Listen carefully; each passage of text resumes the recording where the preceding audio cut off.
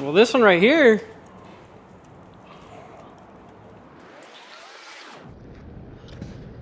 I mean, it looks like you might be right. I can't see no sun in this. No, I can't see nothing. Nah, you know what? I can't see anything. I think that's probably a good. That's still a good. Oh no, this is great, brother. See, you just gotta put this back, form this back, blow on it real quick, and see. First, it was trying to get sucked up by the turbo. We just blow on it, and you're good to go. 2000 and something Dodge Ram. So yeah, so this thing, you know, we find this a lot. So guys that'll do a lot of like towing, or they like to go to the desert. And in our fleets that have that just basically they store their trucks in a dirt lot, and then they go work in a dirt lot, right? We were just talking about this the other day. Oh, look at that. We were just talking about this the other day. You know, how the dealership will tell you like, oh yeah, you can go 12,000 miles on this oil change, you know, and I mean, yeah, I think they're trying to sell the whole what do you call it, so you hear that everywhere, right? Low maintenance cost. You can now go 7,000 miles on this oil change. I mean, there's no way. Like, you know, there's I have that Kia Optima 2014, 120,000 miles with the same engine, you know. And who knows, man? You know that, but I do see like a lot of there. I have two friends that had those Kias and their engines blew up, right?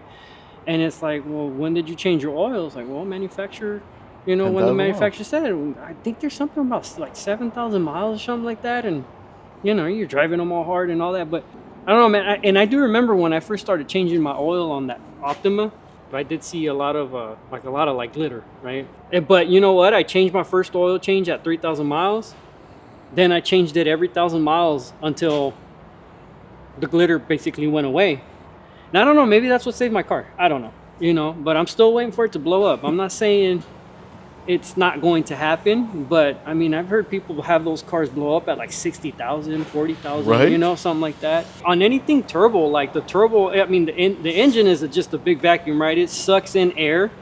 And I've seen this happen on naturally aspirated V8s. Yeah. Where the filters just get all like, you know, sucked up like that. Like, you know, and they'll have issues where like, yeah, I have good power one day and then the other day I don't have good power or whatever. So I always tell the guys, right, stick to basics, right? Like if you have an issue of something electrical doesn't work, check the fuse first, right? If you have an issue where you have low power and, you know, a bunch of random codes, you know, basics, right? Does it have air? Can it breathe? And does it have fuel? You know, like check the fuel pressure, check the easy stuff right first. So I opened up this air box and I just saw this thing right here. And I think the only reason why it was running is because it was getting unfiltered air through all the little areas. Like it had a gap here, here, and that's the only air it was getting. You know, on a diesel, I think we do every like 12,000 miles, and just like your manual says, right? Depending on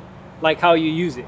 So if you're gonna be working on a construction every day, and you're going to like these places where you see that wherever you're driving there is dirt everywhere, I'd replace it every other oil change. You know, I know that's probably something that's like, oh man, that's too much or whatever it is, you know. But man, like when you get these issues right here, then he had issues with other codes where, like, you know, you start sucking that a lot of that dirt into the engine and or in the intake manifold and all that. So, yep, air filters and fuel filters.